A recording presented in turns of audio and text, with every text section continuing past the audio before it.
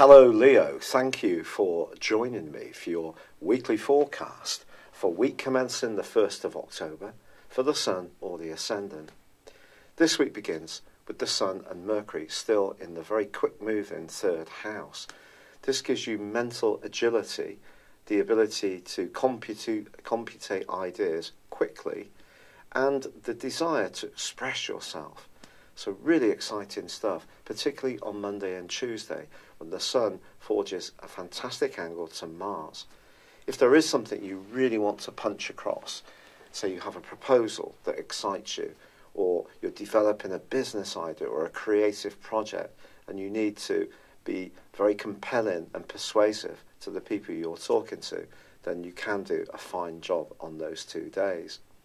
Now there is a quarter moon which occurs on Tuesday, and this is a little bit sensitive.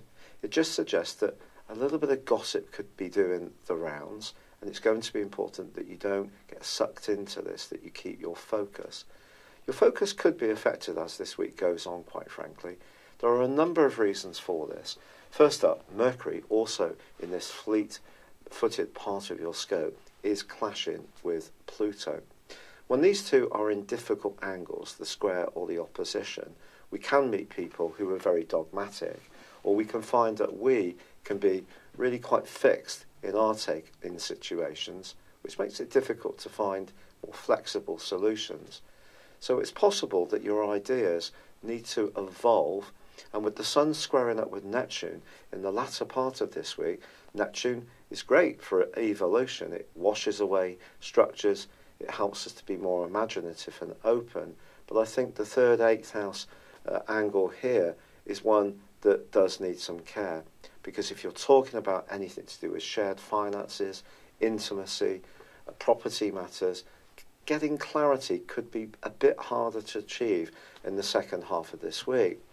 But you know, there could also be some sensitive discussions around your home or family in the latter part of the week as Venus goes into a retrograde which will last through to the end of October.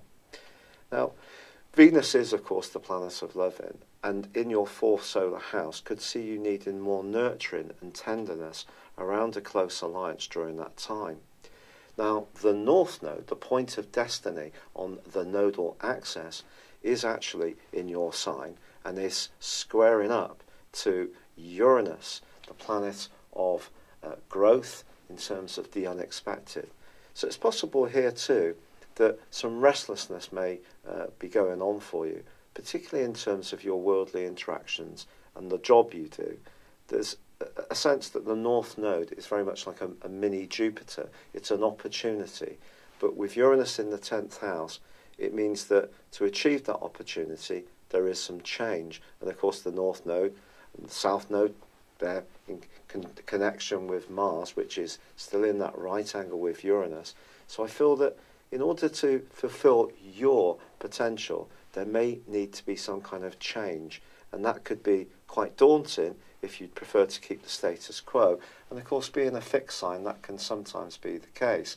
But if there is an opportunity to embrace something that's new and fresh, do be open to it. It's been a real pleasure being with you. Thank you for joining me. I'd love it if you would like or comment on this video. If you've yet to do so, please do subscribe to this channel. Thank you. Hello Leo, thank you for joining me for your monthly forecast for the Sun or the Ascendant for September. I am sorry this is being delivered a little late again. This month begins with the Sun in the part of your situation to do with foundations, the more practical considerations of life, managing your everyday budget, but also how you feel about your own self are going to be strands which feature. But of course, Mercury, the planet of communication, has been going through a long passage through your sign. And on the 26th of July, when the retrograde began, that was when Mercury started to retrace its steps, and maybe around one individual hope or aspiration, things haven't quite evolved as quickly as you would like. Well, the great news is that on the 3rd of this month, you can really start to feel traction building up. And that can be very satisfying. Also, it's true to say that Venus, the planet of love and affection, moves into an area of your horoscope on the 6th, which is much more to do with your environment. But it is going to be in opposition to Uranus. So if you're in a romantic situation where it's difficult to find the time to be with one another, perhaps because of outside pressures, work demands, that may be something that you feel more sensitive about. But it's also possible that you may use the following weeks to make some fundamental changes to the way you live. These could be decorative, could be that you're going to get some paint charts out and don your overalls and try to remodel your environment somehow, or it may be that you will think about moving altogether. Some Leos may even think about a home-based business. Now, this is also going to be a month when Saturn finally ends a 5.5-month backward journey, and that's something I think that we can all let a collective sigh of relief out about. If you have been finding work or obligations to others rather onerous during that period of time, it wouldn't really be a surprise. It's also possible you've had a number of practical issues to support others around, where you've had to be the person really propping up someone else's situation. Your own energy may have been a little on the low side, so it's something to celebrate when Saturn goes forwards. And also, Mercury then passes in to join up with the Sun in the sign of Virgo. Now, Mercury governs the sign of Virgo, so if you're wanting to make the most of your resources, Mercury gives you a fine opportunity to do so over the following 3 weeks. This can see you using your mind in a very agile and nimble way, negotiating, so the communicational side of Mercury, but also it forges a ground-earth trine when it moves into Virgo, connecting with both Saturn and also Uranus. This suggests to me that an openness to new ideas, but at the same time adopting a very thorough, precise approach, can actually be very good for you. So if someone does suggest something or a job comes up which is a little bit different, providing you're prepared to really apply yourself, there's every chance you can make progress with this. Now, of course, Mars has been moving through the sign of Capricorn since the middle of August, but rejoins Aquarius on the 12th. But Mars is going to be clashing with Venus in the first 2 weeks of this month. These, of course, are the planets of romance.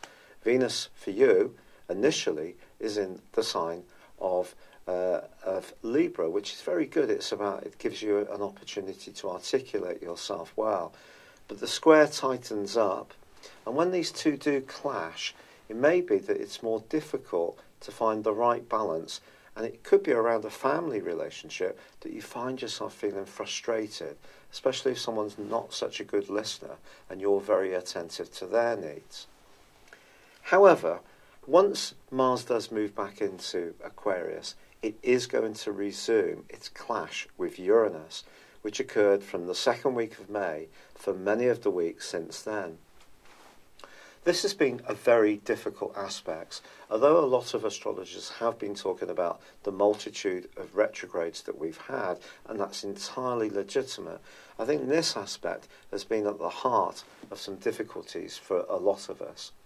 If you think about it, Mars in your opposite sign is going to make you more assertive around relationships. Uranus at the top of your horoscope makes you much more restless in your worldly involvements. If you're not feeling very fulfilled in a job, it may be that your boss or your line manager or a colleague that you're finding a little bit difficult to get along with. But then again, it could be in the family where someone who takes on or assumes some kind of authority may be more challenging because they're not really picking up your need to have your voice heard, which is very important with Uranus, and this is going to go on to be the case for you through to the first week of November. So I feel it's all about politics really around relationships. Could work its way in the family, could be an external relationship. But you're known as being someone who can be very charming and charismatic, but someone could test your patience a little bit if they're not recognising your boundaries. However, as this month goes on, Venus does go on at the heart of the month to forge a very stable link with Saturn. And if there is somebody that you do get on very well with, who is practical, understands your approach to things, this is a bond that can actually grow in importance for you. Now, once Mercury and the Sun move on the 22nd and 23rd into the sign of Libra, the pace of life is set to pick up significantly for you. Lots of text messages and emails are going to be pinging around. You may even find yourself wanting to get more active. If you're someone who's particularly conscious of physical exercise, you may already have something in motion. If you're someone who's a little bit more sedentary, this is a great opportunity to try to challenge yourself. And the reason for this, Leo, is that the full moon, which occurs on the 24th, is going to be challenged by Saturn. This can create quite a lot of nervous tension, quite frankly, over the following 2 weeks. What you don't want to be doing is trying to be too virtuous, trying to pack too much activities into the time you've got. What you do need to do is perhaps to prioritise what's really important to you. But also little issues coming from Saturn in the 6th house could niggle you, especially if someone tends to be quite sharp and quite critical of some of your thinking or ideas. But generally speaking, I think the Sun and Mercury moving into your 3rd house is going to give you a sparkle. It's going to give you a desire to interact and share your ideas or learn new ones. Because of the time of the year it is, you may even consider signing up for an evening school, a language class, or sharing skills that you have with other people, perhaps in some kind of paid or formal environment. If you're particularly interested in the internet or technology, you're really going to thrive in this latter part of the month. But I think generally, as far as romance is concerned, with Venus in a tender location, you are looking for someone to tune in to how you're feeling and be as attentive to you as you feel you are to them. It's been a real pleasure being with you. I'm so grateful for all the lovely comments, suggestions, and kind feedback around my health issues. I really appreciate it. For now, I'd love it if you would like or comment on this video, or if you've yet to do so, please do subscribe to my channel. Thank you. Hello, thank you so much for watching my video. I'd love you to join me at my Horoscope Ace app. You can find this at www.horoscope-ace.com. You can use it through Android, iOS, Apple, or Facebook.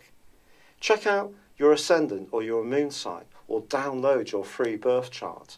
There's all your favourite videos, plus there are daily, weekly, monthly and yearly horoscopes for general, love, Chinese and Indian astrology.